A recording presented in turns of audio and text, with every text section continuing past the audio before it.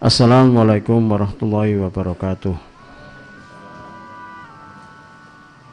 Kekuatan dzikir ini yang kita baca dari faedah ini, keutamaannya sampai malaikat harus ngakui ya, keutamaan ahli dzikir, sampai Allah membanggakan depan malaikat. Bapak Ibu masih ingat dan selalu ingatkan kenapa Rasulullah menyatakan wala takilni ila nafsi tarfata ainin. Kenapa? Jangan kau serahkan aku pada jiwaku walaupun sekejap. Kenapa? Ayo. Kenapa Rasulullah SAW minta itu? Karena Bapak Ibu, kalau orang itu dibiarkan ngurus dirinya sendiri, itu berarti kan tidak ingat sama Allah toh. Betul enggak? Karena Rasulullah kan masalah kalau tidak ingat sama Allah, betul enggak? Tapi kalau Rasulullah diurus selalu oleh Allah, berarti Rasulullah selalu terkait dengan Allah, tidak mengandalkan diri sendiri, berarti memutus dia dengan Allah.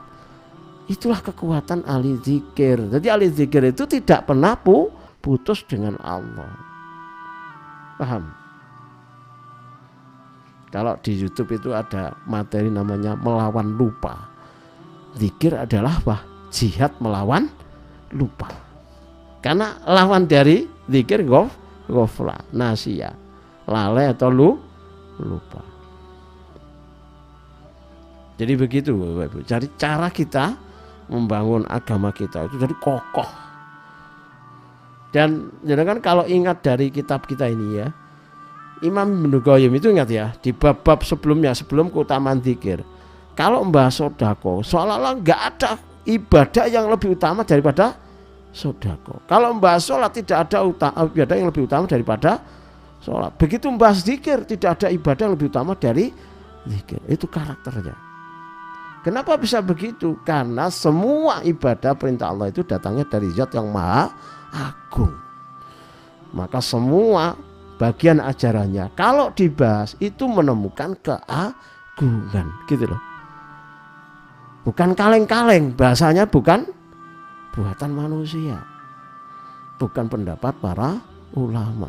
Itulah syariat. Makanya menakjubkan, gitu ya. Fahadi al-mubahatu minar Rabbi tabaraka wa ta'ala dalilun ala sarfi zikri indah.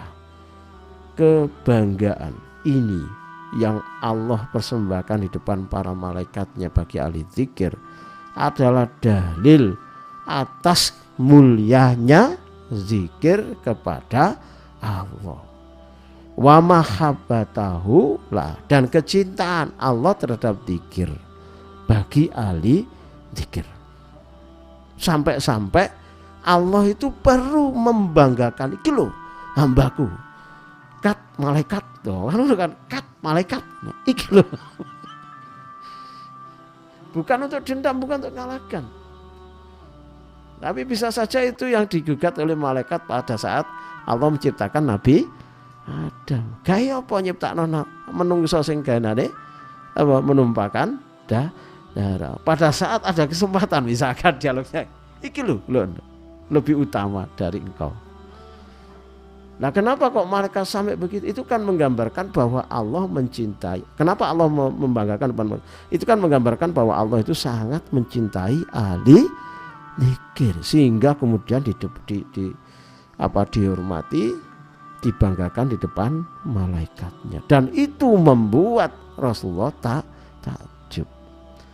Gampangannya gini Bapak Ibu, kalau aku seorang Nabi Rasul wajar bahwa aku lebih utama dari malaikat. Kan begitu ya, bahkan Rasulullah SAW lebih utama dari malaikat Jibril. Tapi kenapa kok kalian bisa sampai Allah membanggakan kalian di depan malaikat? Apa yang kamu lakukan? Itu Rasulullah SAW mendialogkan begitu. Apa sih mbok lakoni? Majlismu apa? Oh zikir. Oh masya Allah. Nah kalau itu yang dibiasakan Rasulullah kepada sahabatnya, seharusnya kita apa?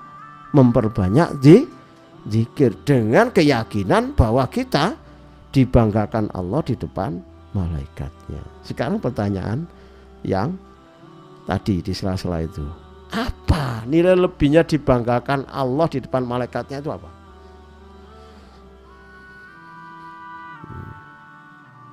Ayo Padahal di sini mahabbatahu lahu.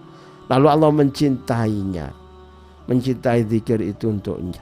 Wa nalahu maziyah ala ghairihi minal amal, bahwa itu memiliki keutamaan di atas amal yang lain. Bapak Ibu, ya kita buat analog saja gitu ya. Kalau saya punya anak saya banggakan, itu apa terjemahnya?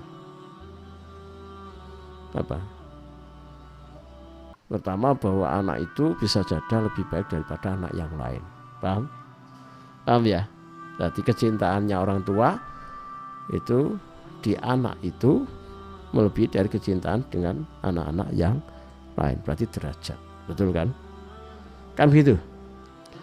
Kalau orang tua mencintai seorang anak, itu kan pasti ada konsekuensi berikutnya. Paham? Ya kan gitu. Nah, ada anak yang lebih dicintai, ada anak yang kurang dicintai. Misalkan, tapi bukan saya terapkan di anak saya, di keluarga. Ini anggap saja contoh saya seorang bapak yang lain, gitu ya. Ketika saya sebagai bapak yang lain salah satu anak, maka saya akan bela kan, melebihi dari anak-anak yang lain. Betul enggak? Kan konsekuensinya kan saya lebih perhatian, konsekuensinya saya lebih bisa memberi, mungkin saya lebih bisa membela. Kalau dia berbuat kesalahan saya bisa netralisir, saya anggap enggak apa-apa gitu loh. Sama dengan Rasulullah mencintai sahabat Badar, yang itu sudah mendapatkan maziyah keutamaan apa? Diampuni dosa-dosanya. Di tingkatan sahabat ada sahabat kubro, sahabat besar, sahabat yang utama, as-sabiqunal awwalun, yang masuk Islamnya awal-awal. Ketika itu terjadi pada sahabat Ibnu Mas'ud, ono sing kenyek, sahabat junior teko ngremeno sahabat Ibnu, sapa kon? Awakmu, kowe, kalian, dibandingkan dengan amalnya Ibnu Mas'ud sak genggam kowe sedekah sak gunung, ora iso ngalahno. Itu legitimasi Rasul terhadap sahabat Ibnu Mas'ud. Kenapa begitu? Karena dianggap memiliki keutamaan. Begitulah seharusnya ketika Allah membanggakan ahli zikir di depan malaikatnya. Allah cintai berarti apa? Ada banyak fasilitas, gitu loh. Kan begitu. Apa jadinya kalau olahragawan menang di Olimpiade kemarin di Jepang? Oleh apa? Bonus apa? Sing liyane dikek bonus apa dah? Bonusnya kan titik kalah. Berapa? 5 miliar. Lumayan gen untuk masjid tingkat terus sampai sak mrono dibebasno. Sampai munggah mrono tembus. Iku asik duwe mobil gawe fasilitas. Ayo main bulu tangkis saya menang. Itu 5 miliar. Itu belum nanti PNS-nya, betul enggak? Belum lagi reputasinya dikenal seluruh orang Indonesia. Pak Jokowi datang menghormati, Masya Allah. Bapak Ibu jangan remehkan keutamaan ahli zikir, keutamaan zikir menjadi orang. Udah ya.